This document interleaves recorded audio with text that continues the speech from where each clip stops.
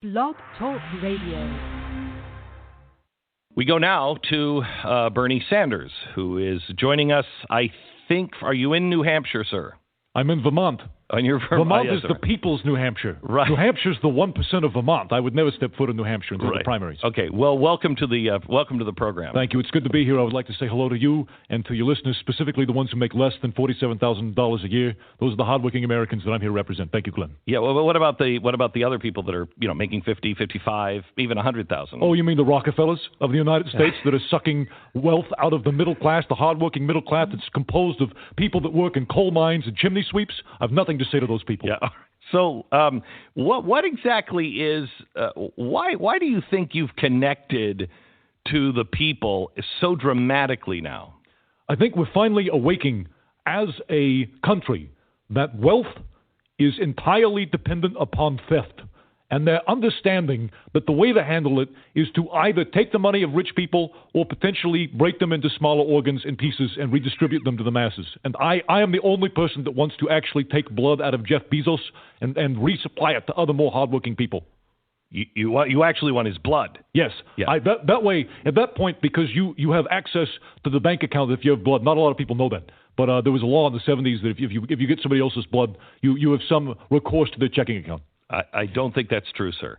Now, some of the proposals that you're making they sound like the former Soviet Union. I will acknowledge they are robust proposals to try and save the United States from descending back into a plutocratic hellhole where aristocrats with top hats are beating coal orphans with whips for their amusement. Yes, Glenn, if that's what you mean. People haven't worn top hats for a very long time, around the time of Abraham Lincoln, I believe. And that is entirely due to the New Deal of FDR. If it weren't for FDR, there would be top hats everywhere and coal orphans living in caves. So you're for the Green New Deal, I suppose. I had a lot of problems with it, as I imagine you did. I thought it was fairly anemic and very tiny in its scope. I thought it could have been 3-4 times more robust than it was. And when I'm elected president, I will make a hyper neon Green Deal that's new.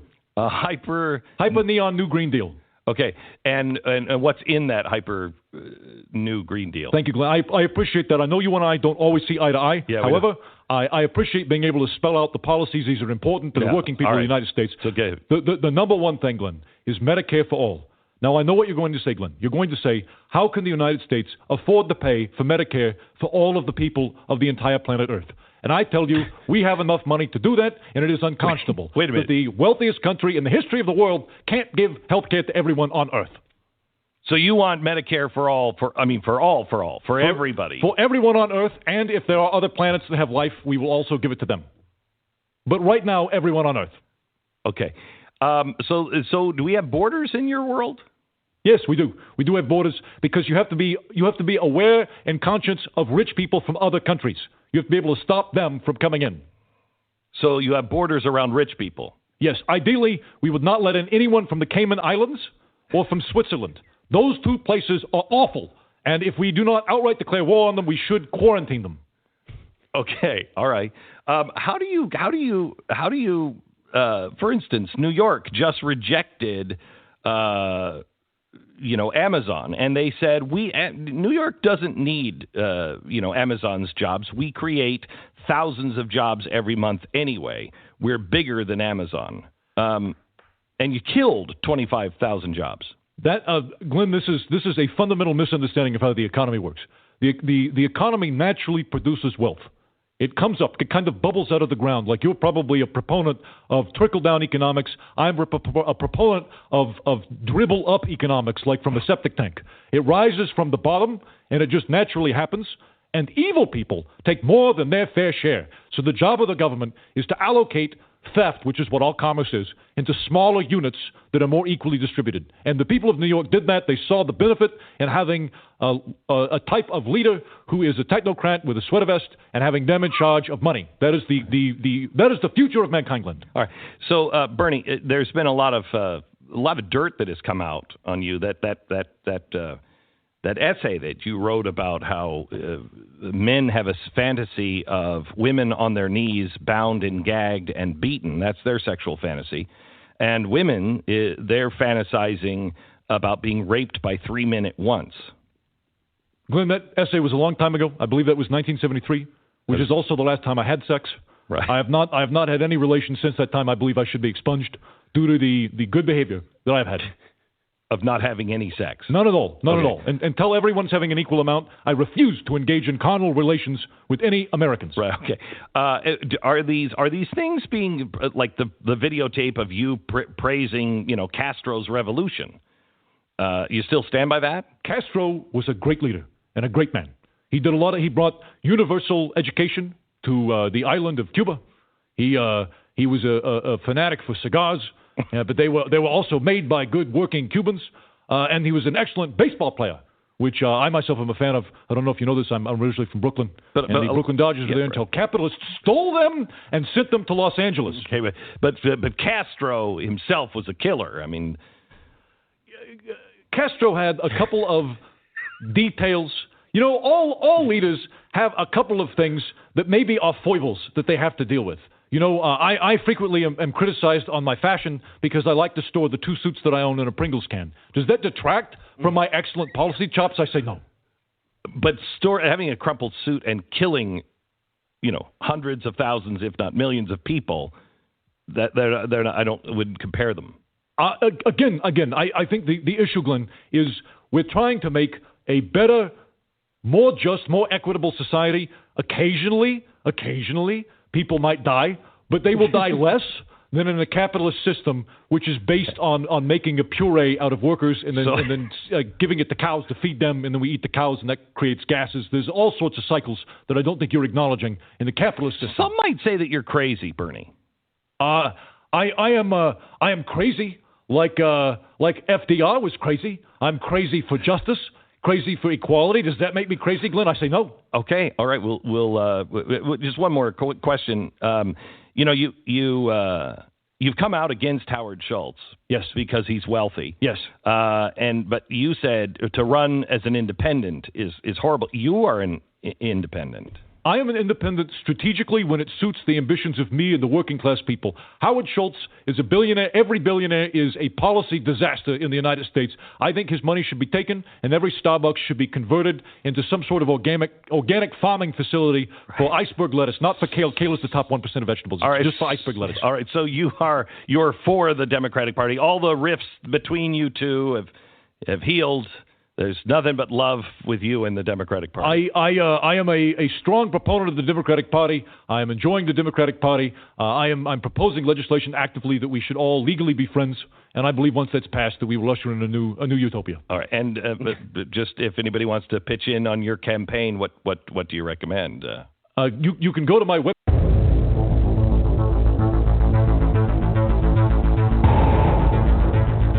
In the councils of government, we must guard against the acquisition of unwarranted influence, whether sought or unsought, by the military-industrial complex.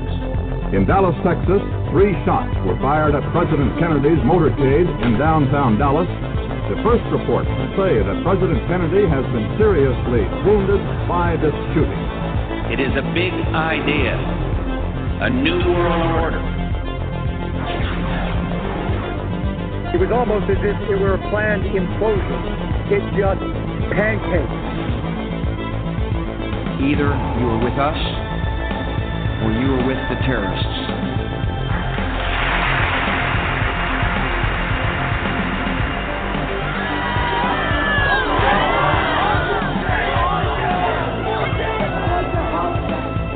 But I also believe that a lot of gun owners would agree that AK-47s belong in the hands of soldiers, not in the hands of criminals.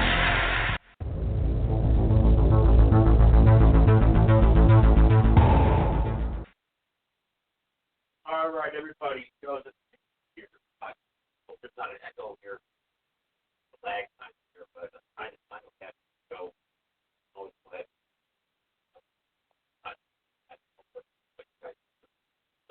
But we're finally here live. There is an echo. So I'm here on NSM's platform. So we'll play their full promo, and then we'll get down to business. Finally, like I said, I'm here live. It shows that tried to fail. So glad to be here on this platform. We'll open up your phone.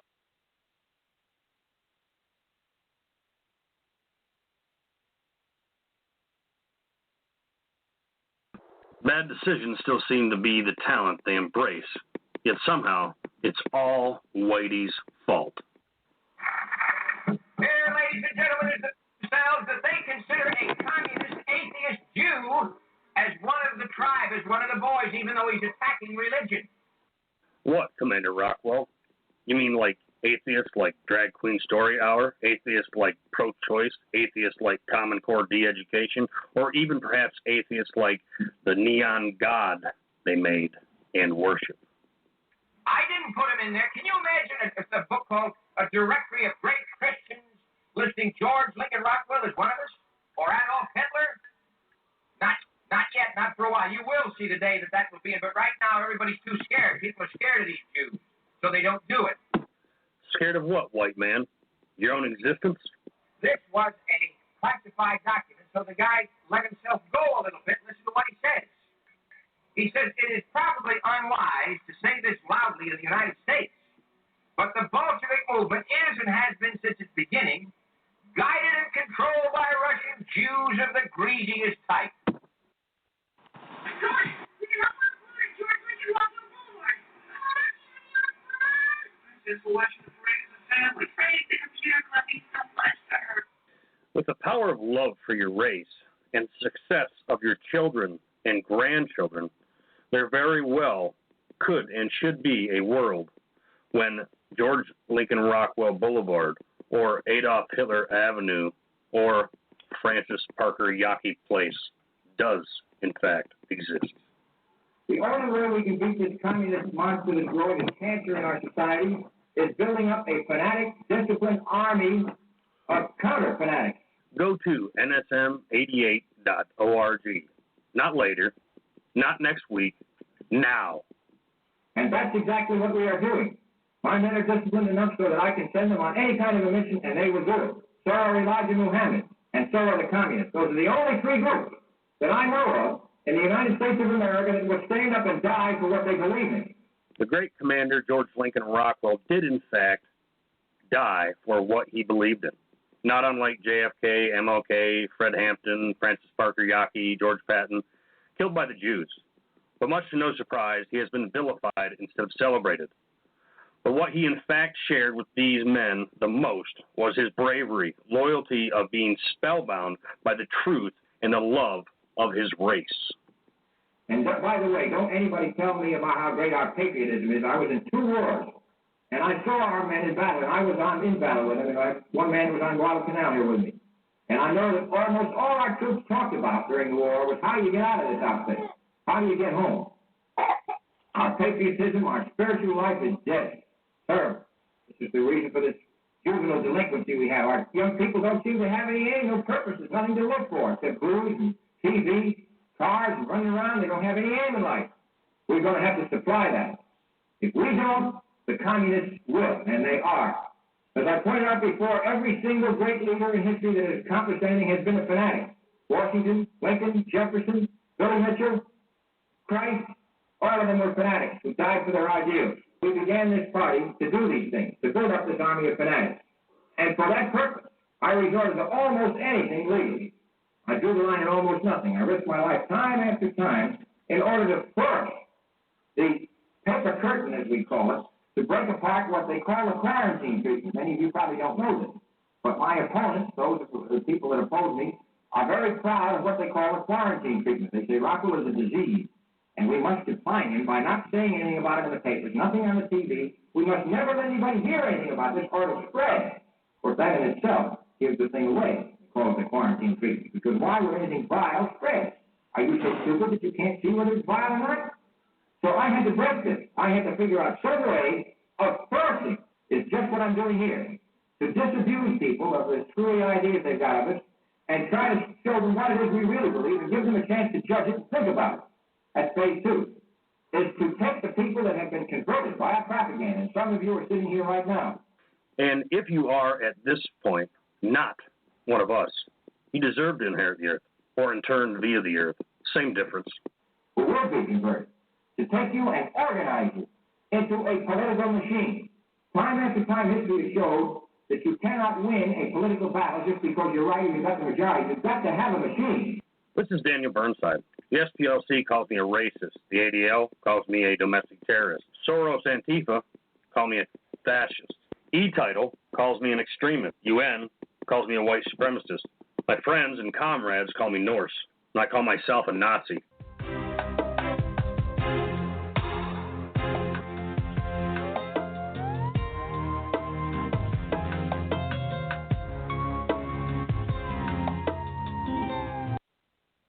All right, everybody. Joseph Gibson here, podcasting from Greensboro, North Carolina. Really, Stokesdale, North Carolina. I just say Greensboro. Just throw the idiots off for a little while, you know. But anyway, we're here in North Carolina, and it's 9:16 p.m. on the East Coast. We are live for those idiots in the chat room that say the show is pre-recorded. It's not pre-recorded. We just play pre-recorded intros, you know. But you're too dumb to figure that out, most of you that tune in, the trolls anyway, that is. So, but anyway, we're finally made it over to this platform, and now we'll be able to start to put together shows at where we can have guests and possibly bring over a different type of audience to this platform, and possibly maybe win over those people that are sitting on the fence also that don't know which side to jump. Because I'm going to tell you right now, this is the side to jump on right here. This platform right here with Bert. And his platform is really the platform that really we all have to start supporting.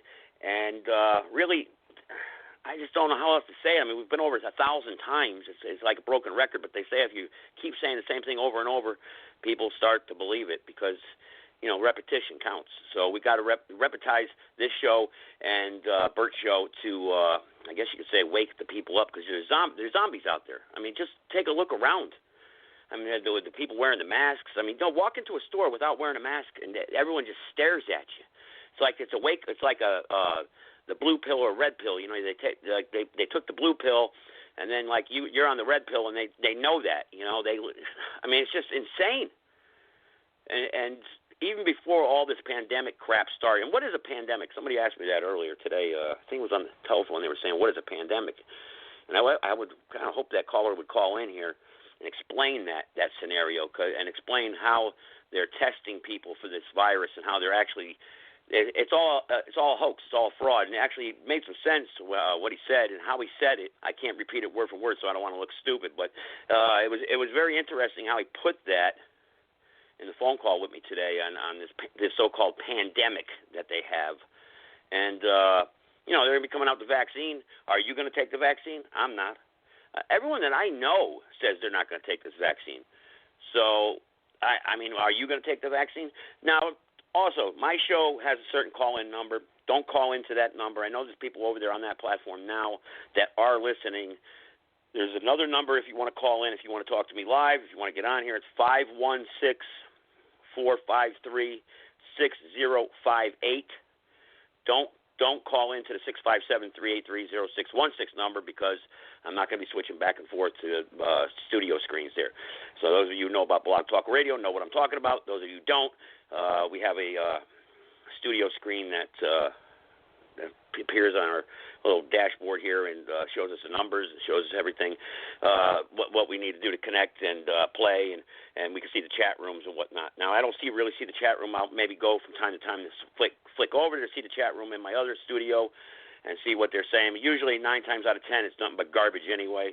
That's why a lot of people, most of my supporters, don't even tune into the chat room anymore. So if you want to get on here tonight and you talk about whatever you want to talk about, all you got to do is press number 1, and I will connect you. I don't screen calls. I do it kind of like Bert does.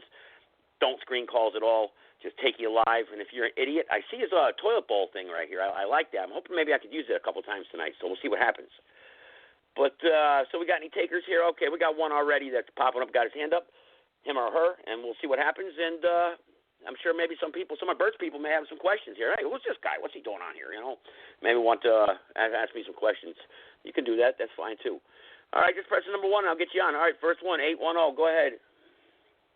I'm going to mute you now. We got a full board here, so go ahead. 810. Hello? Yes, sir. Go ahead. How's it going, Mr. Gibson? I'm doing all right. Thank you very much. Yeah, I actually, like you were just saying, Commander Colucci kind of hit me to your show a little while back, so I've been listening for about 2 months, and doing your archive stuff too, listening to it, and like you were just saying, I am one of the people that been riding the fence for about 2 years now. I was definitely pretty hardcore, Republican, conservative type guy, and full on with the National Socialist movement, because you see how everybody's not standing up and doing anything. And he was up here in Detroit, and that's kind of when I first met him. I was not a member, and but I was down there in Detroit, and we walked through the Gay Pride Parade, and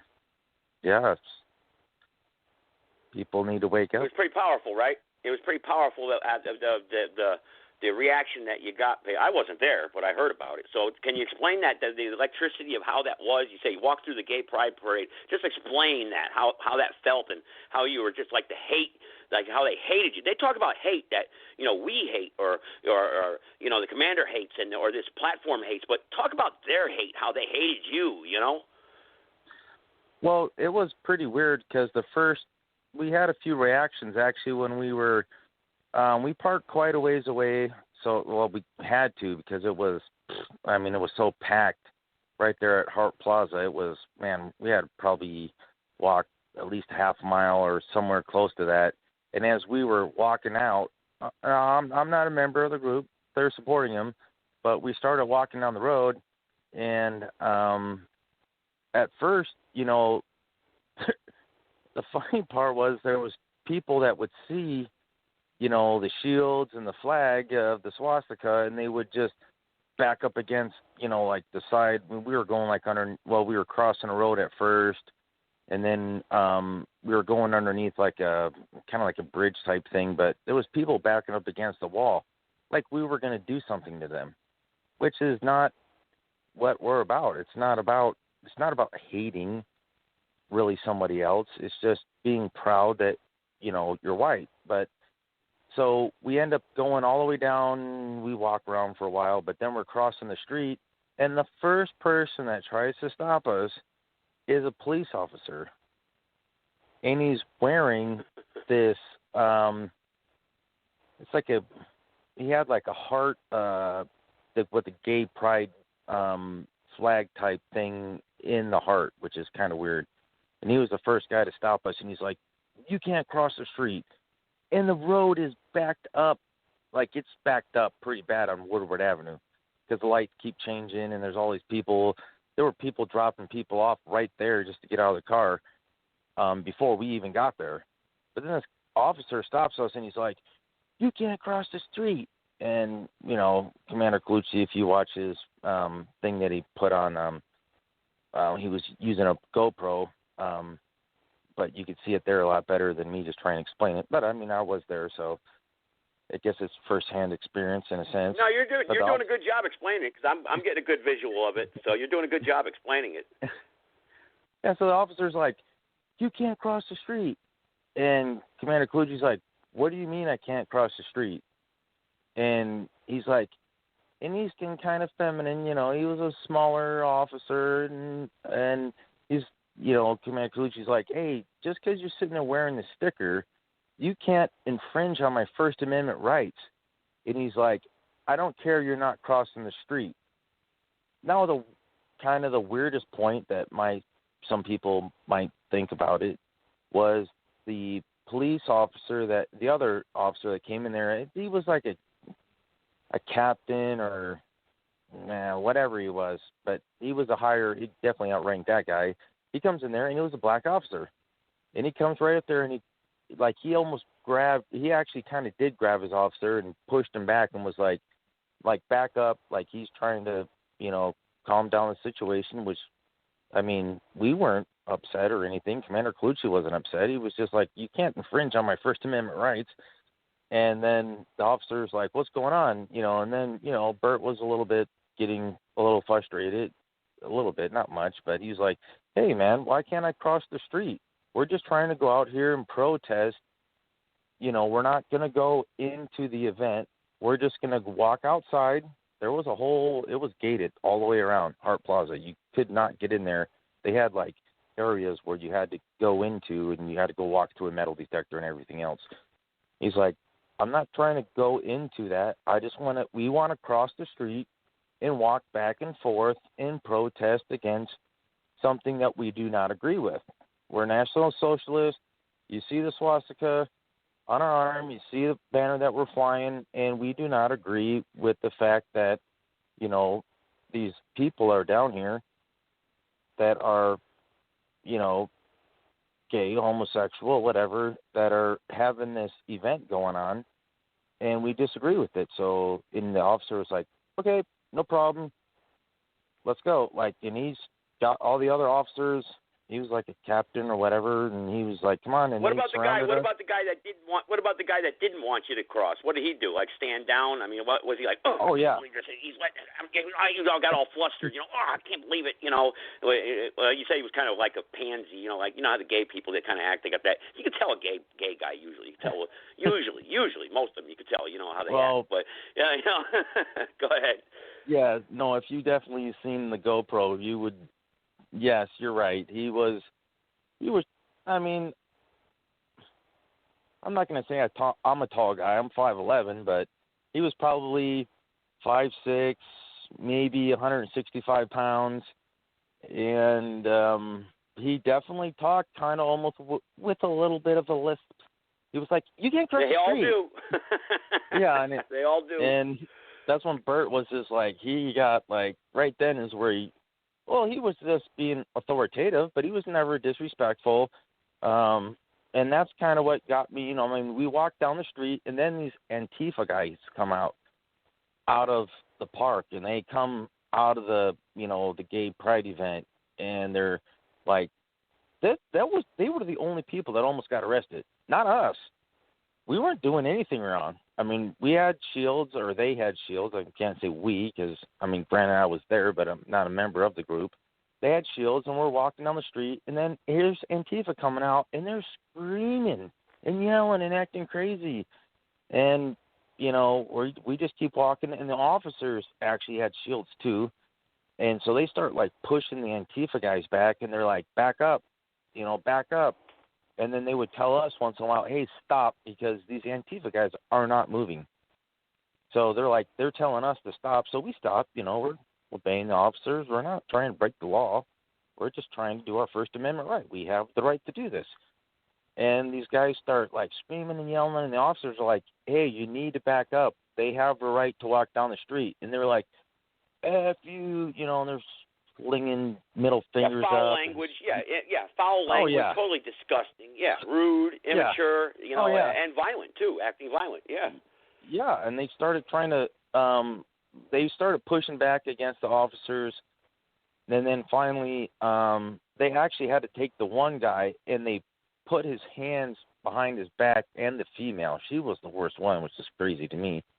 That's the one, if you see on the video, that Bert kind of, Commander Colucci kind of heaped her down in a sense, but she was walking in front of us, and she tried to stop us, all of us. She stuck her arms out, and he's like, at first we just kind of let her come through, but we're like, hey, you can't be blocking the sidewalk. So we kind of parted. We went around her. Then she comes back up in front of us, and then she tries to stop us again. And they're like, excuse me, ma'am, we have a right to walk down the street. And then she kind of turns her back, and she kicks him, in the shin. And that's, he warned her first. He's like, ma'am, you need to move or I'm going to put you on the ground. You can't keep blocking. I'm walking forward, so, don't act like I'm trying to, be mean to you. And then she kicks back and hits him in the leg, and then he kind of pushes her. And she falls down. He didn't do it really rudely. He just was like, you're not going to kick me. Boop. And then, the officers right there. Well, you know something.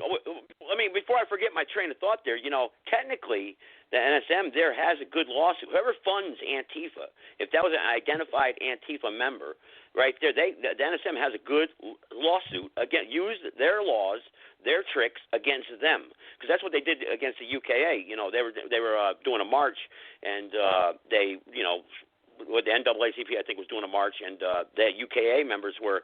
The United Klansmen of America were threw a brick or something, hit some guy over the head, and some other stuff. I don't know the details, but Morris D. Southern Poverty Law Center sued, and got millions of dollars of injunction against the Klan group and bankrupted them actually. So, because they obstructed their First Amendment right to march and do whatever they were doing at the time. I don't know all the details, but I remember that.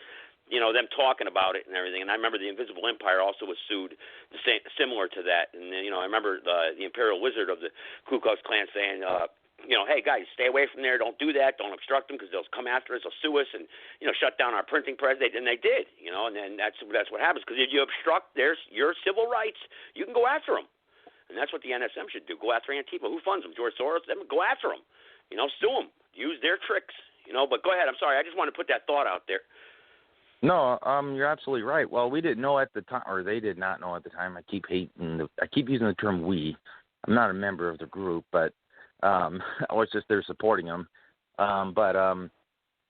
We found out later. I think she was Great Lakes Antifa member, which somehow I don't know how, but Commander Colucci, I'm pretty sure I'm not speaking for the man, but they said that they did the research on her because they had the video footage and said that she was a member of Great Lakes Antifa. So, no, I totally agree with you. That is the biggest problem that,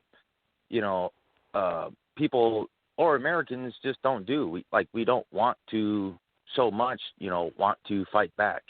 Like, oh, I'm going to lose my job. Yeah. I can't speak up against whatever's going on around us. Like, Black Lives Matter, Oh, you can burn my flag down, the American flag. Yeah. They can fly the Black Lives Matter flag. Facebook tonight took down. I put the NSM's link up there to the podcast. Took it down off my Facebook. They said it was offensive and it advocates violence. That's what it said. That was the reason. What are you talking? It's a podcast show. What are you talking about? And I'm protesting that actually. I wrote a big thing. I even got their phone number and everything. I was going to call them. I might line that up maybe next show. Call them and that's why are you taking down my stuff? Well, what do you mean advocates violence? What are you talking about? So, but it's okay for the Black Lives Matters, which we know advocates violence. I mean, for God's sake, blowing up police cars, burning down small businesses. We know it's documented that they're a violent group. So why are they able to go all over Facebook and have their own pages and platforms and whatnot? That I'd put them right on the spot. But you're absolutely correct with that point you just made right there. But when you got to the rally point there, what did you see? I mean, what happened? Well, we just crossed the street, and then the Antifa guys were there, and then we kept walking for, back. Well, I got the video too myself because I was standing in the back. I was just there supporting them, so I'm not really good with my phone, but I actually used it that day and took the video of it, and we got all the way up to, right where, everyone knows, the main picture of Detroit with the General Motors building, and it's there. And so we got up to that point. We started to crossed the street there, and as we're walking up, somebody, I don't know if, there was a ton of cars. This is backed up traffic. It was very crazy. That's why we had to park that far away, because I think it started at 10 in the morning, and we didn't, I was actually there, so I could say we then, at this point. We got there at 1 o'clock or noon, so it had already been going on for a couple of hours. So we had to park a long ways away, but we started walking back up. We crossed the street, and then somebody throws a bottle it hit right next to me and almost hit. It was closer to the officer than me, but I know that they were throwing it, I would assume, at us, but it actually almost hit the officer, and it was probably 4 feet from me and 2 feet from the officer. And there was a bottle, and it smelled like probably urine, feces, or something like that, right? No, it was just like, really? That's the smell. Yeah, that's the smell I got out of it. I don't know how they had time to even figure out that we were there. maybe they had to turn around, but that would have been very difficult. I'm sure, if you obtain any permits, it's public record. They plan already. They know you're there. If Antifa was there, they go to those things anyway, looking for anyone that's going to counter protest and then agitate the situation. I don't know. I wasn't there either, but I just I'm just saying that's what they do then. And they're Soros and them. They got their provocateurs and their little informants all over the freaking country. So, but yeah, man, the bottle almost hits you. I mean, what happened? Did they find the person who threw the bottle, or did that agitate more people to throw things? Nope. We didn't do anything like. I was in the very back because I wasn't a member, so I was in the back a group of. This is the craziest part. There's only 12 to 15 of, I will say, us again because I was included kind of in that, and then there was more cops around us, I think, than there was actually NSM members that were there. But there was 40,000 gay pride people there. Wow. And Antifa, and none of us did anything violent. We never, granted, we did say things that, could, disturb them in a certain way. There was a little bit of foul language thrown out, but it was just like, screw you homosexuals, or actually said F you faggots, but yeah. Well, that's your right. That's your right. That's your right to do that. I mean, real quick, the last rally I've ever went to, that was actually a Klan rally. It was in Hartford, Connecticut, and there was about 65 of us there, and we were protesting the forced busing. They were going to start busing children from the suburbs into the cities because they wanted to mix the schools up more because they were too segregated. The schools. This is 1993, and the governor, the legislators came up with this bright idea to say, hey, kids in Litchfield in the pro-dominant white schools are now going to be bused to Hartford, which is a ransacked, all-black, gang-infested, bullet holes in the wall school. So we're going to send those kids there. The white kids there, and we're going to ship the black kids over to the white school. That was some idiot came up with that idea, and the Klan went up there.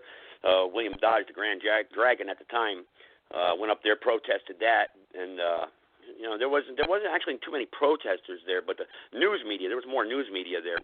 I remember looking at their eyes, and they were like, "Oh my God, I can't believe it, a real live Klansman," and it was like, it was like their eyes were bugging out of their head, and I'm like, look at these people, it's like, one of the funniest things was, the craziest part was, before all this happened, we went and we ate at a certain restaurant, and we walk in, and I mean, they're full on dressed up. They got their black shirts on, black pants, and they're wearing an armband with the swastika on it. And we go in to eat this restaurant, and we're in Detroit. They were right next to the airport. And that's where I met them, and we walk into this restaurant, and probably a quarter of the patrons there. Or you really trusted them to make your food? You trusted them to make your food and serve you with that food? No, that's part of the story too. But we go in there, and there's nowhere for them to seat all of us without being around some former black people. Right now, nobody says anything. We just sit down, right? And then these black people that are, in the restaurant, some of them asked to be moved, or they moved them, and then the other black people that were around, the actual the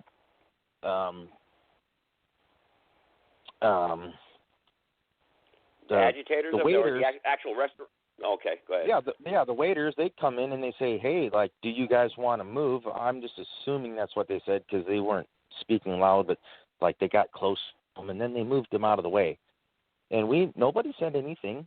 No one looked mean, or we just sat down to eat, and then you're right there because we thought it was going to be kind of like a buffet type setting, but it wasn't. You had to order your food, and no, you're right. Probably 3/4 of the guys were like, nope, I'm not going to order anything. And they're like, oh, do you want some coffee? Do you want? Nope, because they were afraid that you sell bottled water.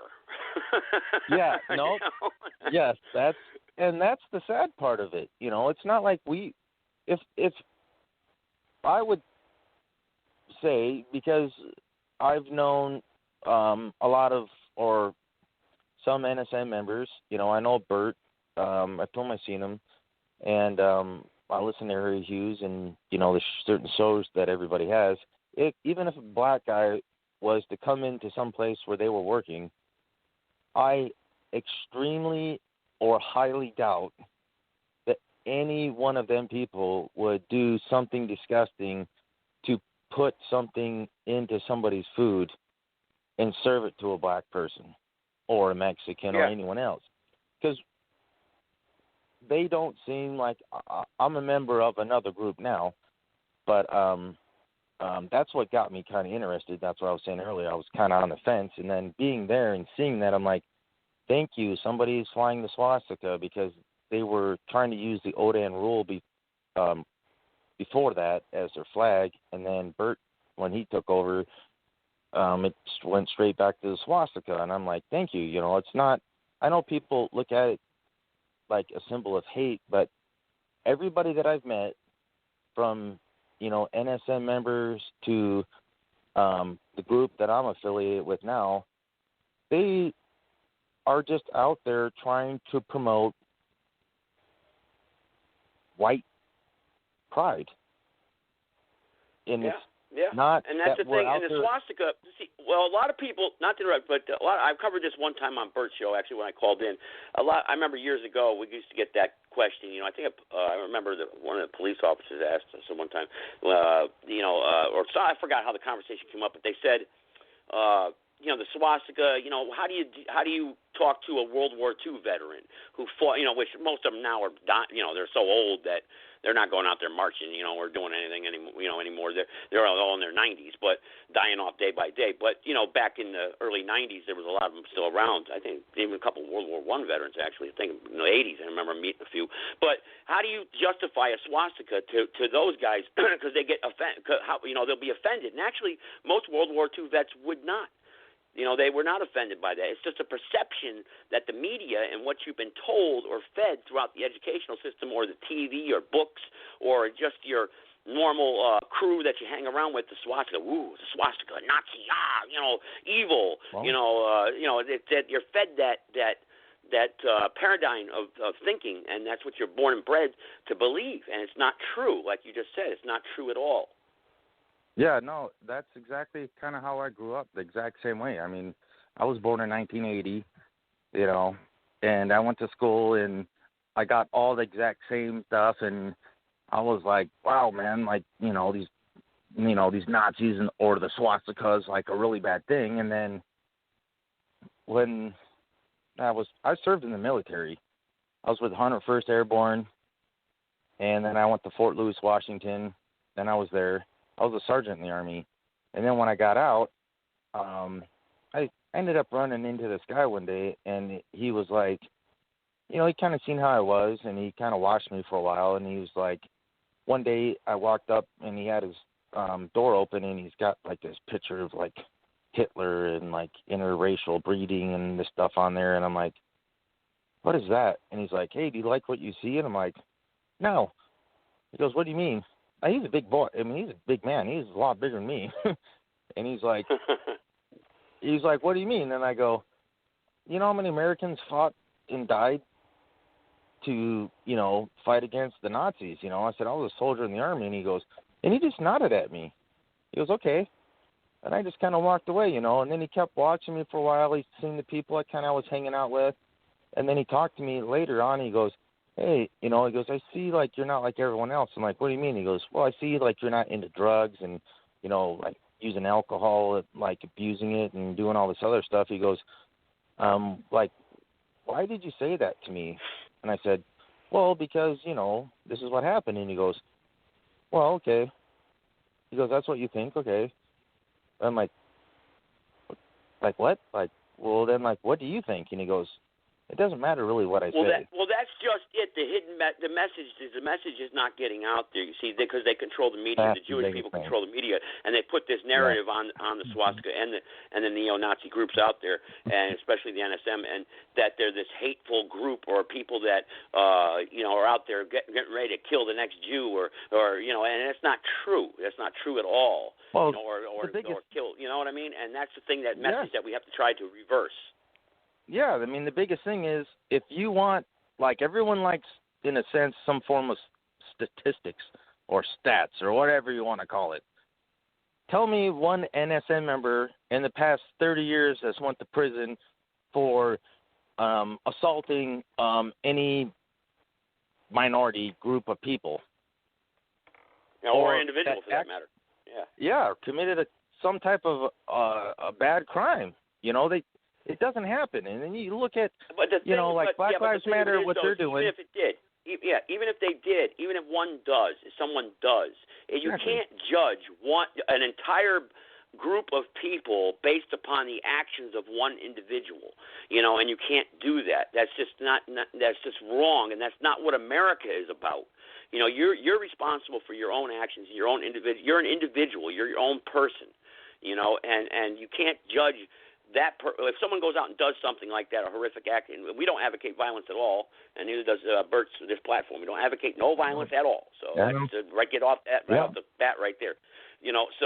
But if someone does, and who listens to this show and goes out and does something crazy, we do not support that. But they would judge us and they would condemn us, and you better believe the FBI would be here interviewing me, because we're guilty by association. No, you're absolutely right. And the saddest part about it is, like you were saying, let's say 1 or 2 or 3 people did actually do something. Now look at Black Lives Matter and what they're doing or what they've done. They went and there was hundreds of people that were flipping over cop cars, lighting them on fire, burning down businesses, rioting, looting. But we're all supposed to be on quarantine. We're all supposed to be in our houses. And, we're supposed to be wearing masks and all this other stuff. And Antifa was right there with them. I mean, you look at Chaz up there in Seattle. That was the exact same way. They did all this stuff. And the media, like you're saying, now granted, eventually a little bit of Fox News and eventually some other ones kind of tipped in a little bit after a while. Like, okay, these people are doing, some bad things. Why? Oh, well, because there's been multiple murders, multiple rapes. All this stuff's happening, but guess what? The white people are still the problem. These neo-Nazis, they're the one, like, which one of these people are breaking the law? Like, granted, you could take one guy. You got to remember the Jewish media, the Jewish controlled media, and the educational system is very slick too. If you overcome that narrative, what they'll do is they'll say, "Well, you have a hidden agenda." That means if you can convince everybody, you'll be like Adolf Hitler again, and you'll start rounding everybody up, and you just because you're not in power yet. They got that hidden. I've heard every argument, so that's what they try to do. And the thing is, that's not what the agenda is. His agenda is being, right. What's right? The facts. Examine the facts of what's being said here. That's the biggest thing, too. If people look back on their own history and America, there was only, 7, 5, 12% of the population of Americans that fought against the British. Well, they say 3%. And we won. That's why they come up with the 3%. Yeah, they say the 3%. That's I what know. they say. I agree with more. I wasn't there. Agree. Yeah, I agree more with that. That's what I found. But there's other people that have said 5 or let's say 7, or I'll even give you 12. Let's just say 25%.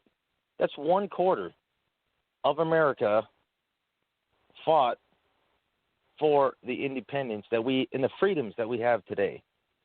Why does not America, the citizens that live here, push back against, like you're talking about, the media, the false Jewish narrative that's being thrown? It's like, oh, there's these evil Nazis out there. There's these even Klansmen. I don't honestly know any of them, but there's evil Klansmen. Okay, when's the last time I heard about a Klanman doing anything bad?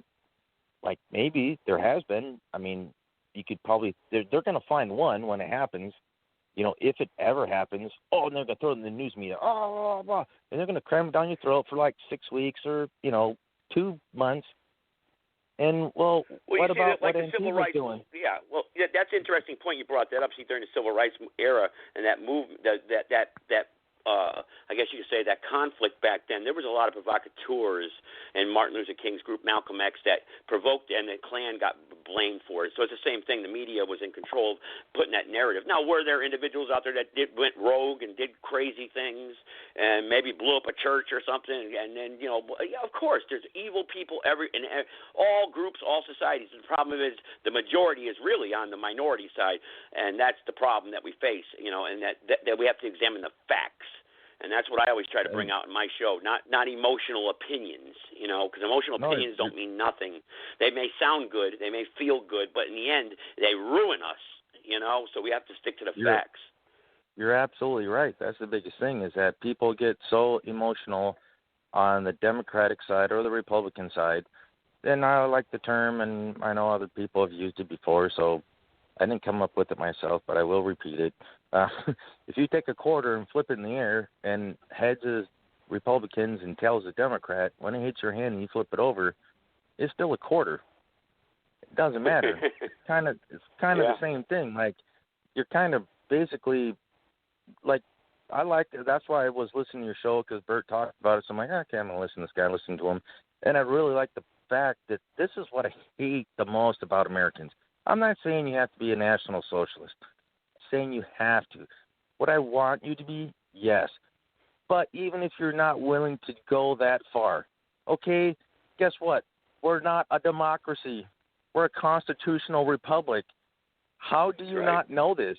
This is what you were born into. Our Constitution has not changed. I mean, granted, there's been amendments to it, but the Constitution hasn't changed. How do you not even know it?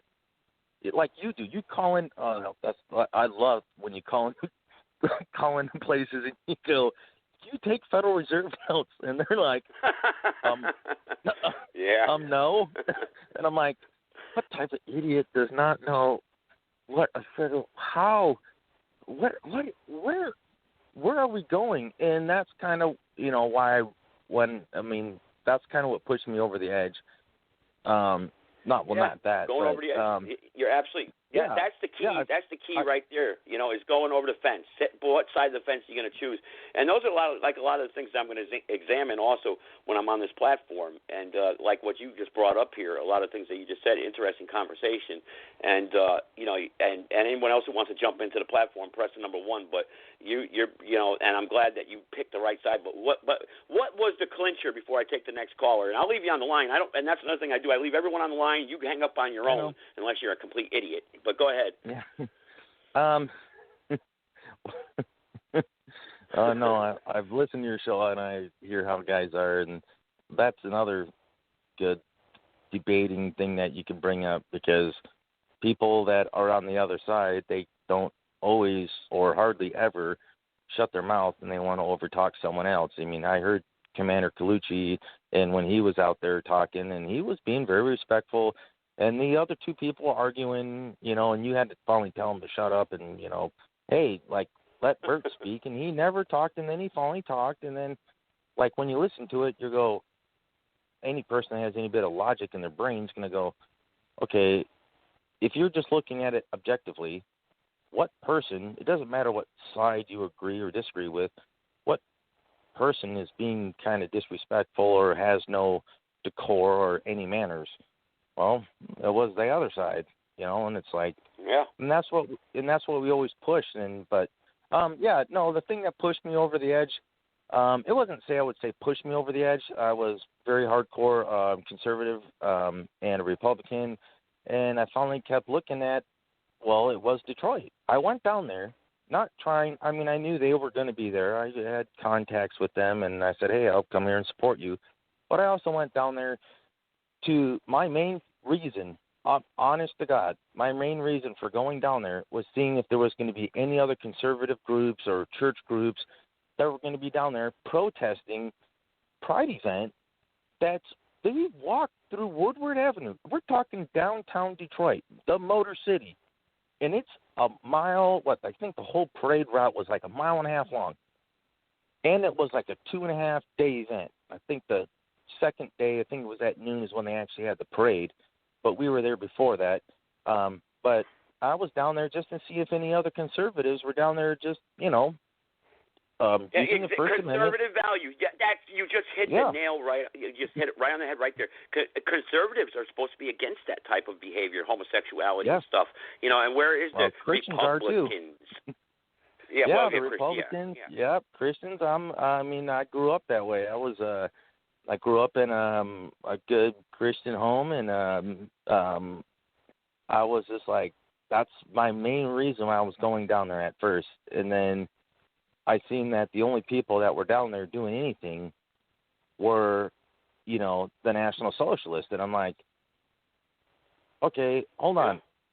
I don't like proof of this. I know Christians don't, or Republicans don't, or conservatives don't, whatever group you want to get lobbed in with or you claim to be. And that's kind of where I was. I was throwing myself in there with them, and I'm like, why are there none of them here? Really? The only ones are these people? Well, then fine. Exactly. Let's do this then. And the same thing with these shows. It's the same. Not to interrupt you, but it's the same thing with these shows. Where are they? Where they were giving you an internet platform here worldwide where you can have a voice. And I do it all the time without screen calls. If you call into an FM radio show or you call into a TV show, and I've called into news networks before, live on my show actually, but they screen you. They screen your call, and they edit everything too. And if they don't like you, they won't put you on. But see, we're doing 100% live. We take, like when Bert does open phones, 100% live. I do always live, 100% live. I'll take calls. Real quick. I don't see any new callers right now. There were a few on there. They dropped. But press number 1 if you want to get on. I promise I'll get to you as soon as I can. Just, I don't, there we go. We got one there. Another one just jumped in here. So stay on the line there, partner, and let me take another call because a couple of them were waiting a while, but I didn't want to interrupt you. Go ahead. No, you can do that anytime. It doesn't bother me. I talk almost as much as you do, so. All right, 336. Go ahead. I'm going to take you. Oh, yeah. 336. Go ahead. You're live.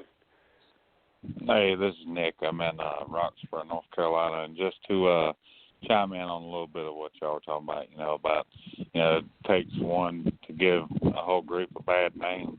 I heard you say you're from Greensboro, so a perfect example would be from Greensboro. Back in '79, the Greensboro Massacre, where the Communist Workers Party was doing a Death to the Klan rally, and the Klan showed up with the American Nazi Party to do a counter-protest, and the Communist Workers Party attacked the American Nazi Party and the Klan, and 4 members from the Communist Workers Party ended up getting killed in that incident there, and then the Nazi Party and the Klan got the blame for everything, even though the Communist Workers Party attacked them and their vehicles.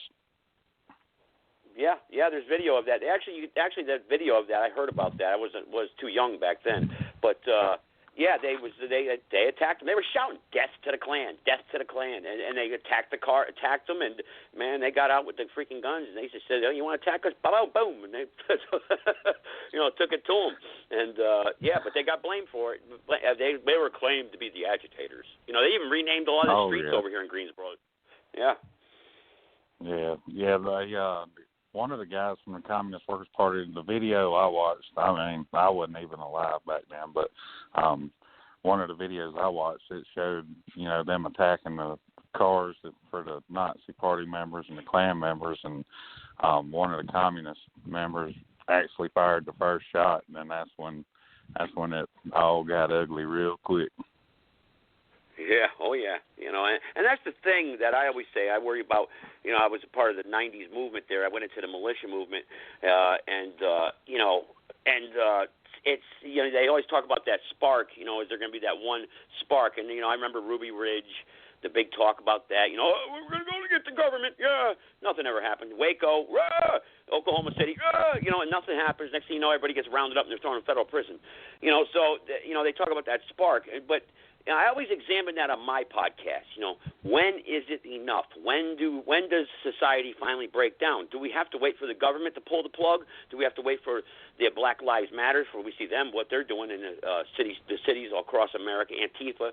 I mean, what's going to happen, in your opinion? I mean, from what you see, your experience, your knowledge, what's going to be the spark that finally pulls us under and drags us into that, which we don't want. We're not advocating. I'm just saying, pulls us into that, divide America. We go into that Civil War era type of thing, I think we're kind of straddling that fence right now, because a lot of people are getting fed up with it. They're just not speaking out against it. A lot of people are tired of, the way the government's going, and I'm not on either side of the two-party system either way, because, it's like ain't neither one of them really worth a shit. But, Amen. Yeah. Like I live in North Virginia, dipshit, but, you got that right. I mean, it's just a lot of people are getting fed up, but, this Black Lives Matter stuff, that's just pushing people further. The problem I see, though, is that for a lack of a better word, I'm just going to say spineless, because, and I know that's not the 100% case, but, just for a lack of a better word, I'm just going to use spineless. A lot of people are afraid to, step up and stand forward, and come forward, until shit's like right at their front door. You know what I mean? Yeah. No, I agree with you 100%. And, yeah, I agree with you 100%. Go ahead, sir. I'm sorry, the other line there. You want to say something, too? Go ahead. Yeah, like he was just saying, I straddled the fence forever for, I'm 40 years old now, and I just got involved in the movement. But, it's funny that Americans talk about people sitting on the fence all the time, or like the other gentleman was just saying that, like they're spineless. In a sense, I could say I kind of was that way. I mean, even though I was willing to fight, I was a soldier in the military, but it's so funny to me that, even the people I talk around here, I live out in, like, you got to drive down 4 dirt roads to get to my house, and everyone's always, oh, look at, what Amazon's doing and how the governor, I live in Michigan, making us wear masks, and we're locked down and doing all this stuff. And look what they're doing to small businesses. And I asked them, well, where do you go to shop at? Well, I go to Amazon. I go to Walmart. What? And I'm like, why do you do that? And like, where do you shop at? I said, I shop at my local place. It's called Fronies. Well, you know how much milk is there? It's like $2.99. You can go up to Walmart and get it for 99 cents. I go, you are correct. I can go up to, I'm not joking, I can get a gallon of milk in Michigan at the Port Huron Walmart for 99 cents a gallon. Any type of milk, like whole milk, 0.5%, 2%, You know what the key whatever. is, partner? You know what the key is I did this. I've been involved in this since I was 14 years old. Okay, so I was out there marching around. So, but what I'm trying to say is that we went after the young people, went to the high schools. I remember back in the early 90s, we had that. I used to do that, go out there, to go for the younger, my age group, the younger people. And then what you have to do is, you just mentioned something, Amazon and Walmart and stuff like that. I do it on my podcast now. I go after them. I did a show 2 weeks ago where I called Spectrum. Put them right on Front Street, and the supervisor I spoke to, they didn't know I was live on the radio, and I just made them look like total assholes. And doesn't that piss you off? That's the thing I'm trying to bring out there. Wouldn't that piss you off? But nobody's pissed off. No, well, the funny part is they actually are. They're frustrated enough, but they still go, oh, let me save, $2 on a gallon of milk and still burn down my community. So, Port Huron, where I live, is 35 miles one way just to get there to buy milk at, $2 cheaper. Okay, granted, if I buy enough milk, it might be worth the drive and to get back home. But now my local businesses, my mom and pop stores, and they all complain out here. I told you where I live out in the sticks. They're all complaining. I got farmers around here. They're all like, oh, these big corporations are always squishing us and doing this stuff. And I'm like, well, then why do you guys still shop at Walmart? Why do you buy eggs? Like, that's the other thing. From eggs, you can get what? Well, why do eggs? people get the traffic at Walmart? You go to Walmart parking lots, what do you see? The parking lot is slam filled. You know, Yeah. So, and look, I'm guilty of that too. I've gone there, Home Depot, Lowe's, but where the hell am I going to find a lumber yard around here? You know, there's none around. But the thing of it is that I'm in North Carolina, and we see the gentleman there. He's from North Carolina, and we can see what's going on here in North Carolina. It's changed so much over the years that I've seen, anyway, in my life. I mean, I'm sure if he was able to talk to his dad or his grandpa, I mean, how much has changed. Just they're disgusted with it. The cities, the Chapel Hill area, Charlotte, these colleges, the college campus areas are the worst. You know, No, I mean, it's just absolutely disgusting. Right. Yeah, same thing that happened in Wisconsin, where all the stuff happened. You know, Memphis or Madison. You know, that's where all the looting and stuff was going on when that guy got shot up there. But it still comes back down to people doing, you know, the right thing in their communities. I mean, I still know all my farmers around me, you know, and that's why I do that. I go Well, we all there know and each I other. get milk. Yeah, we all know each other. Yeah. I see Yeah, your private and caller. I see the private caller there that's calling in. I'll get to you in about 1 second here. Go ahead, sir. I'm sorry. I just wanted to make sure I let him know I'm going to connect him. Go ahead. Yeah, it's fine. You know, I get my eggs from people around me. But if you don't want to know your neighbors, you don't want to know your community, and that's what National Socialism is about. One, you become a better person yourself every day. Try to become a better person. Then help your family out to be the best person you can be for them and help them out as much as you can. Then your neighbors in your community, and then your state, and then your country. That's what people don't do anymore. Everyone wants to look out just for themselves. I'm comfortable. I can sit in here and watch Netflix or Amazon Prime or HBO or whatever you're watching on TV. I want to have a six-pack of beer and smoke my cigarettes every day and go to my job and kind of feel comfortable and eat McDonald's. Okay, you do have a comfortable life. I can't say that you don't. And you don't even have to work a good job to be able to do that. But what's the cost of it? When people are kicking in your door, it's the cost. That nobody's caller going to dropped. come help you. That private caller dropped. Okay. I think it's probably a crank call anyway, probably a troll. I think he keeps popping up in here, pressing one. I've seen a couple of them. They flicker on and off the call board. I don't know if anyone else can see that, but I say, oh, there he is. All right, well, maybe not. Let's see. All right, go ahead, private caller. Let me take him because he keeps calling in and hanging up. So go ahead, private caller. Hello. No, I would want to know if you Okay. and Bert Gucci would come to my casino and give me Your casino, huh? blowjobs. Oh, Yeah. really? The Johnny Long. No, I don't think he's not here, so I don't know why you'd bring his name up. But me, no, I'm not gay. Personally, homosexuals. I mean, you know, I don't advocate violence against you. I am gay. How do you know that? That's not what Jason told me. Oh, Jason boy, told me here we you go. were gay. Really? Well, anything else you want to say? To give a special shout out to someone. Okay, go ahead. And that shout out is to Bridget Pruitt for leaving you. Oh boy, all right, you're off the air. Go ahead, there you go. You know, yeah, that nonsense, idiots. You know, well, that's my fan club. They follow me around. You know, they want to attack me. You know, but what that is right there. That's a queer. That's a bottom dweller of society. The dirt of society that we're going to have to probably clean up when everything's said and done. You know, we have to sweep them under the rug and kick them down the sewer drain where they belong and throw them down there living with the rats. And you know, those are the people we're going to throw the scraps to and say, you know, until they get the heck out of here and swim across back to Africa or wherever the heck they came from, or you know, or wherever they're going to go.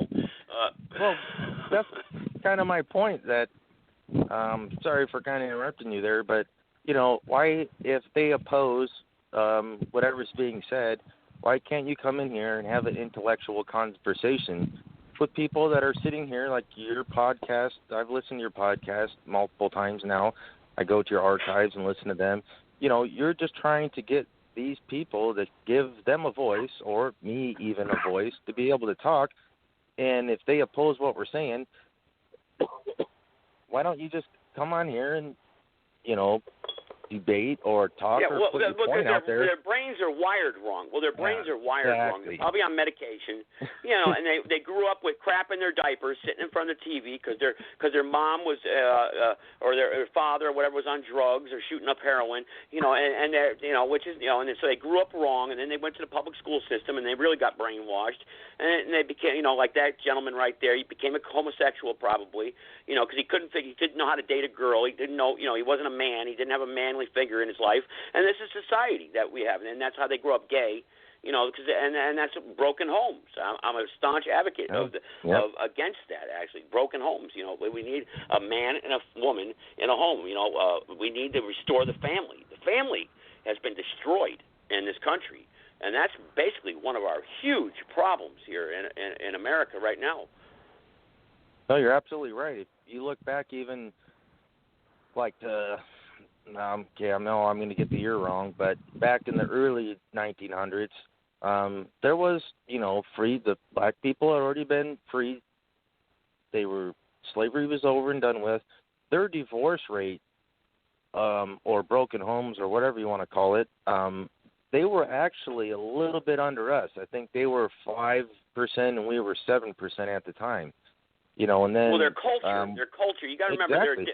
You got to remember. I don't know if you know about. We're going to get into biblical stuff or whatever, but I always revert to the Bible on that. They're descendants of Ham.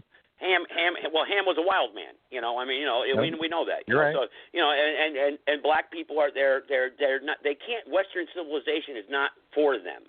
What does our founders say? Right. Our Constitution is for what? Yeah. A moral people. It's not inadequate for any other.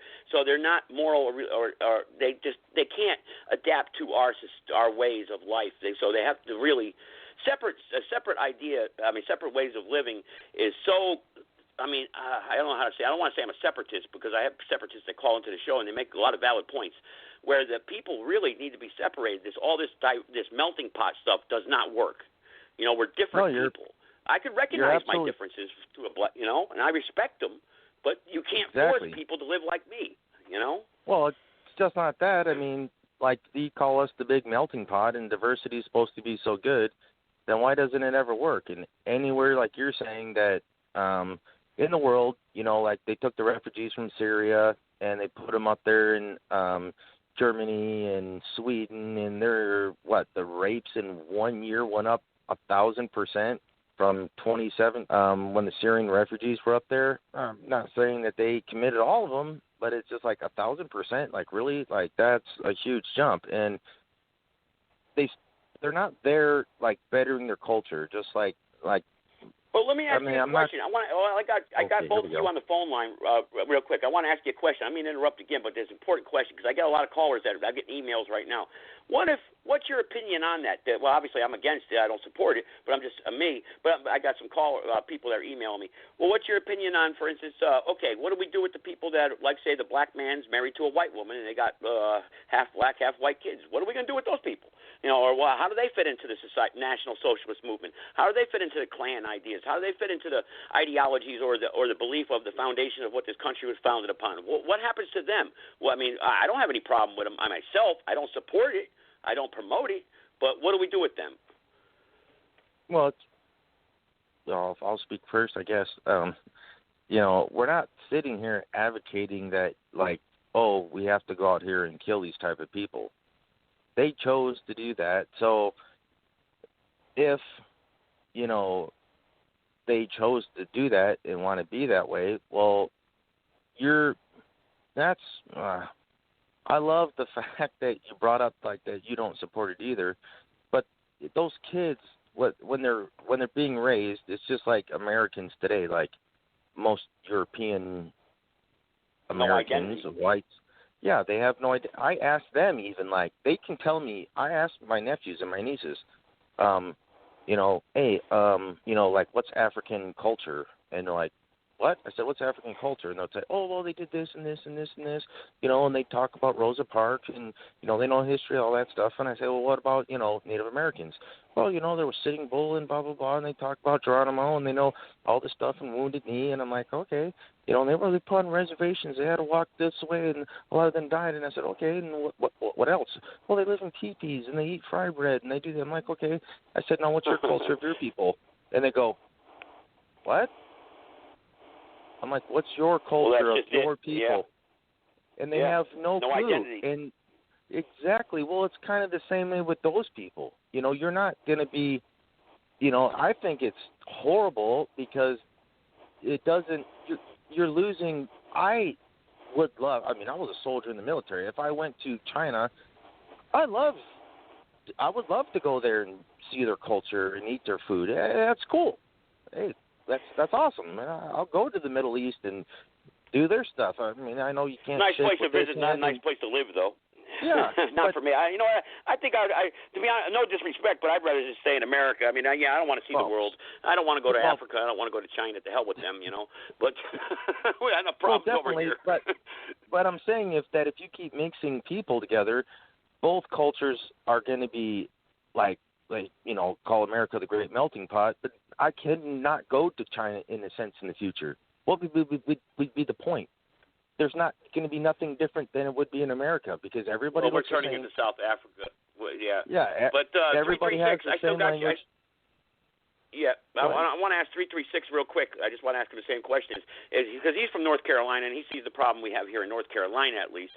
What do we do? I mean, those people. How do we view them? I mean, if we get this, if we were ever to overturn the way America is now, the way it's going, which I don't see it happening without a major war or civil war, but if we sat at the table and said, hey, we could fix things this way, what would you recommend? I mean, how would we do it? Go about it? That's the $1 million question.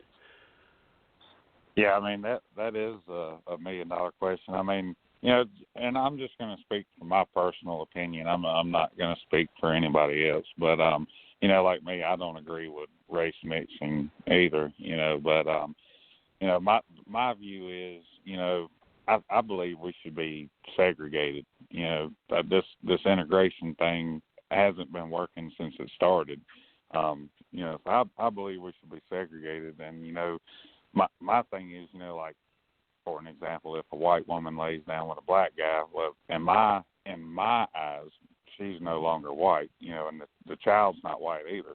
Nothing against the child or anything else. I don't, wish any evil on them, but I don't want them around. I want them to be segregated from white America. But like the media is the biggest breakdown of like the European family. Because you watch the media, most of the TV and stuff you see on now is all showing race mixing and homosexuality, and they're promoting it. So that's the biggest breakdown we're having now. Yeah, they promote it. Yeah, through the music.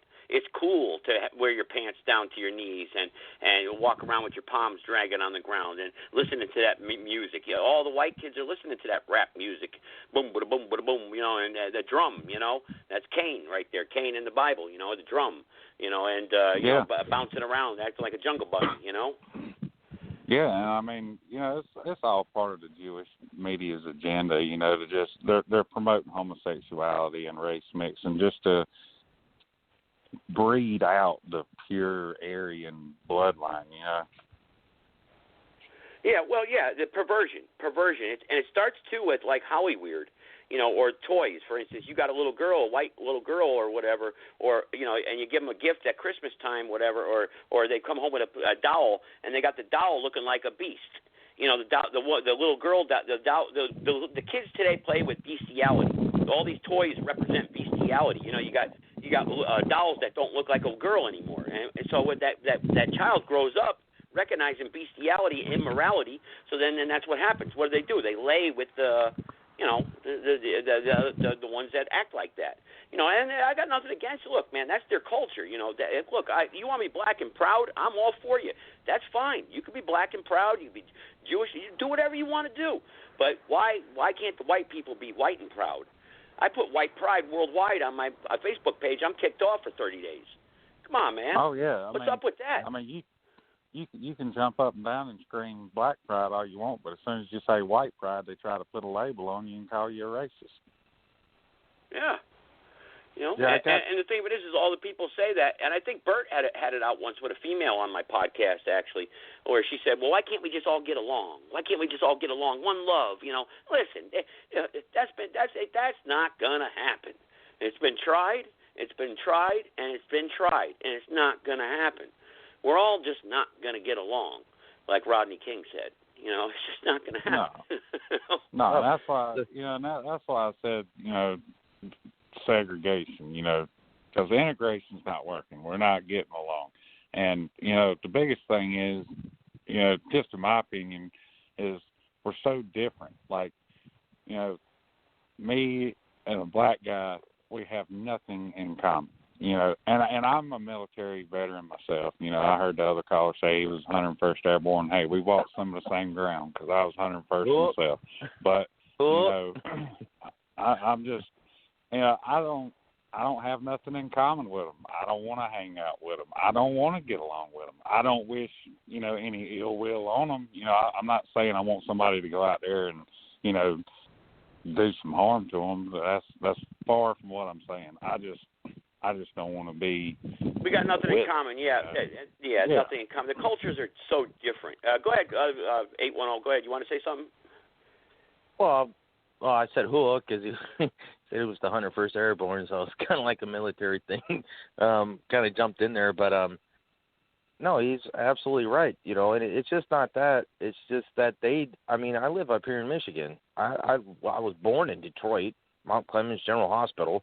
In like 1985, my family moved out of there. They actually called it white flight. And people, white flight. people, no, yeah, they call it white flight. They've actually used the term actually on Fox News. That's what happened, and white people moved out. And the funny part to me is now African Americans are saying, "Oh, look, we're being oppressed because we're in the inner cities and we can't live in the suburbs." It's like, wait a minute, you guys used to live out in the country and you got bussed into the inner cities. And then when so many of you came in there and started taking over and people started getting frustrated enough and the businesses were doing what they did, white people were like, hey, this isn't economically or financially correct for me anymore. I can't live here. I'm going to move out because my property is not going to be worth nothing anymore, not just because black people are living there, but just because of the actual situation that's going on. So then they moved out. We moved out. And now they're complaining, oh, now we can't live in the suburbs. Well, wait a minute. Okay, if you guys want to be around us and you think that we should be mixed together, then if I was to go, well, that's the biggest point I bring up to get people around me that don't really believe the same way as me, and they there's white people out there that kind of talk like black people, oh, we all need to get along, everybody should be the same. I said, well, then why don't you go live in Detroit, or why don't you go live in Flint? Have you ever moved in there? Well, no, I don't live. Why? Well, why not? I'm not. If you're saying that they're not bad people, I'm not trying to say that they are. I'm just telling you. Look at the facts. Would you want to live there? The cops don't show up for like 30 minutes, man. And there was actually a black guy that was shot. It was right up here in Flint. I think it was in Flint or Detroit. This guy gets shot by some other black guy, and the police officer shows up. Now, the whole time this lady's out there, like, recording it because she sees a guy out there laying in the street, and she's posting. She's did the whole video. It takes like 33 minutes or something. The cop shows up. There's no ambulance. The cop shows up first. He's been laying in the street for 33 minutes. He grabs him and throws him in the cop car and takes him to the hospital. Then they blame the cops. Oh, why did you pick him up? Why did you move him? Why didn't you wait for an ambulance? Yeah. What? The guy, granted, you can never get any justice. The founders wrote about this several times. When the blacks receive, or the African people that receive any type of suffrage or any rights violations, they're never going to see justice. It'll always be an injustice. I don't have the exact quote, but I remember reading it, How Satan Destroyed America by Dr. Phil Grady. That was a good book, actually. One of the jokes in there is how can he talked about Michael Jackson, actually. How can a poor black boy grow up to be a rich white woman in America? So.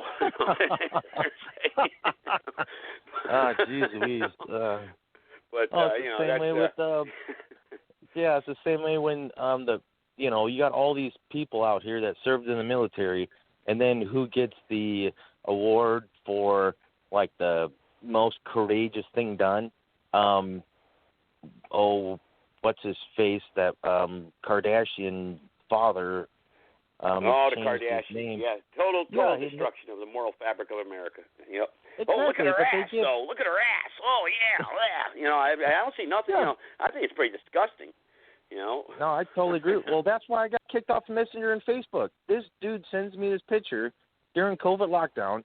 I don't know why he sent me this stupid picture. And it's like this black cheerleader, but she's just wearing a thong. And that's what he sends to me. She's shaking her butt cheeks. I'm like, dude, I don't want to see this black chick shaking her ass at me, And but he's that's like, what oh the my music gosh, promotes. What are you? The music promotes that. Right. But then that's all I sent him. I said, well, I used the N-word, but I was just like, I don't want to see this, person shaking their butt like this. Don't use the N-word, please. I know. I'm not. I know how this works. Because that's a war. And that's how we got to bow down to the system and the establishment that controls us today. Look at where they've chased us. Compare our country to what we had to what it is now. I'm not proud of what we have. I'm actually pretty upset and pretty pissed off what we have right now, and I really want to see us go back to the republic that which we were founded upon, not this democracy crap or this other crap that they promote. And I support America. Look, I support the police. I support it's the greatest system on earth right now, but we're still broken. We're still infiltrated by a disgusting Jewish mafia, central banking cartel, Federal Reserve banking cartel that destroys our money system, our monetary system. It's a greed-built system, a debt-based system that builds greed and hate and division amongst us, our own people, and it's just disgusting. And the thing of it is, those are the things that I like to examine, the Federal Reserve, stuff like that, get into that. Some of them are dry shows, but if you listen to them, you'll start picking up knowledge, and listen, knowledge is power. And we have to really increase ourselves in knowledge, and to if we're going to ever have any chance whatsoever over have an awakening in this country, we've got to be out there and be angry, like the caller said. What's that, sir? Oh, I was going to say that's exactly what happened to me. Is when I first got involved in the movement, and the guy recognized who I was. He said, "You don't have to believe anything I tell you. Like, what's the point of me arguing or debating anything? Here, read these books." So I had the time, and so I read the books, and it was just like, what? And I did research, just like asked, like, well, why did Adolf Hitler want to, annihilate the Jews? Let's just say the Holocaust really happened. And some people were like, well, maybe it's sadistic or whatever. It's like, did you ever read his book? Have you ever read Mein Kampf? Like, it explicitly states in there what they were doing, just like they're doing in America today. If I was to come into an impoverished nation, right? Let's say America just got demolished in a world war, and we have to take, $100,000 to go buy a loaf of bread. And then these other group of people come in here, and they set up a banking system. And they say, hey, guess what? I know you guys need money. Well, we're going to lend you some money. And so you're like, okay, thank you. You're trying to go out there. You're trying to farm. I mean, we're talking way back in the day.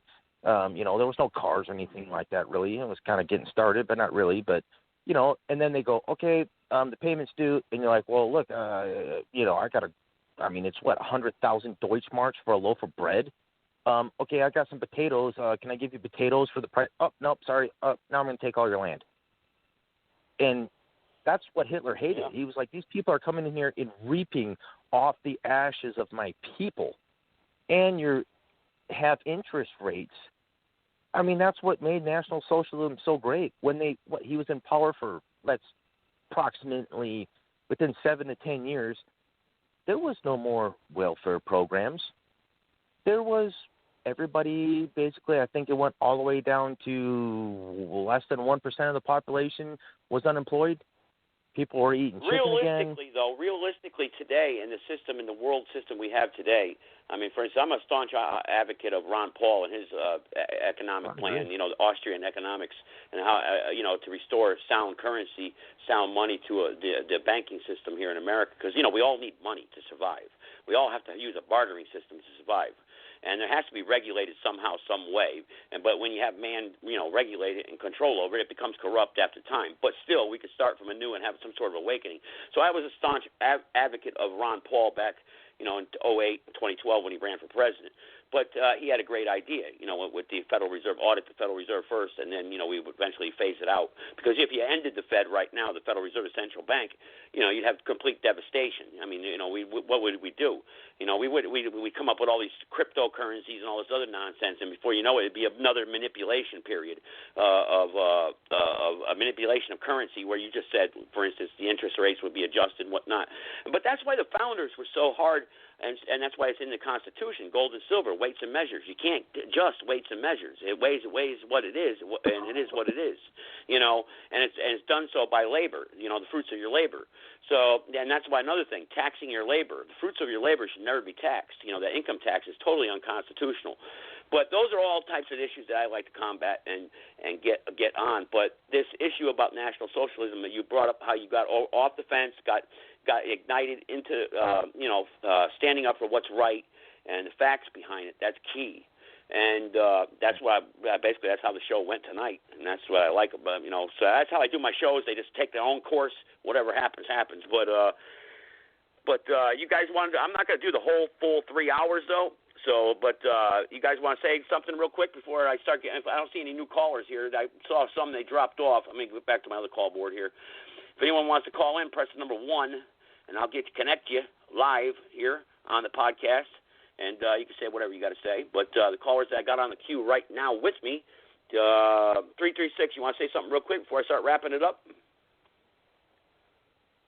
No, that's all I got. I just enjoyed the show, and I hope you guys have a good night. 88.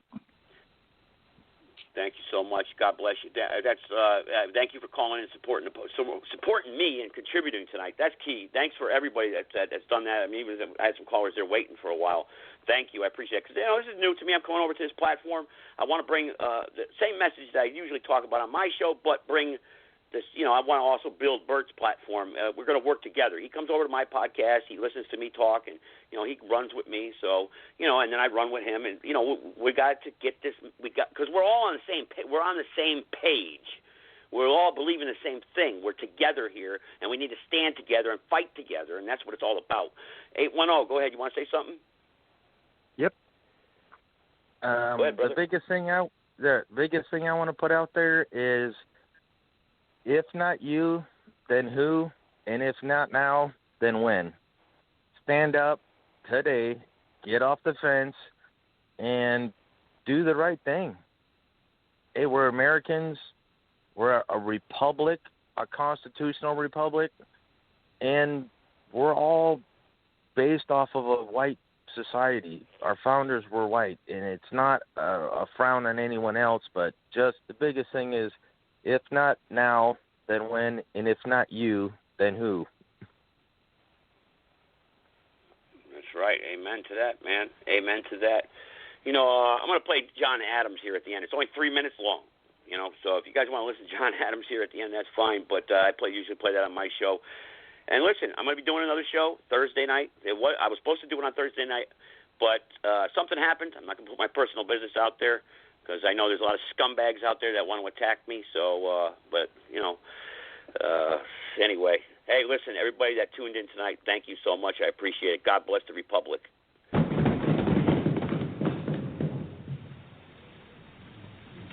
President recognizes Mr. Adams of Massachusetts.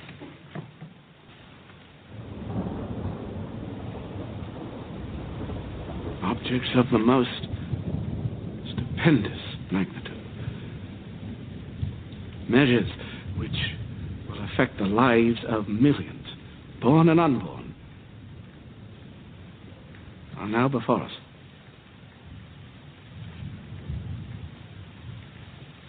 We must expect a great expense of blood to obtain them. But we must always remember that a free constitution of civil government cannot be purchased at too dear a rate, as there is nothing on this side of Jerusalem of greater importance to mankind. My worthy colleague from Pennsylvania, has spoken with great ingenuity and eloquence. He has given you a grim prognostication of our national future, but where he foresees apocalypse, I see hope. I see a new nation ready to take its place in the world. Not an empire, but a republic. And a republic of laws, not men. Gentlemen, we are in the very midst of revolution. The most complete, unexpected, and remarkable of any in the history of the world. How few of the human race have ever had an opportunity of choosing a system of government for themselves and their children. I am not without apprehensions, gentlemen. But the end we have in sight is more than worth all the means. I believe, sirs, that the hour has come.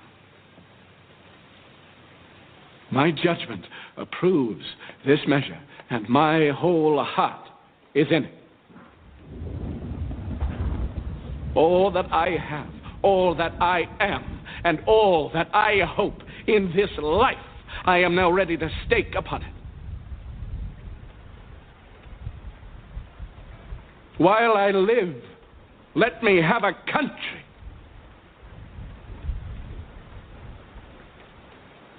A free country.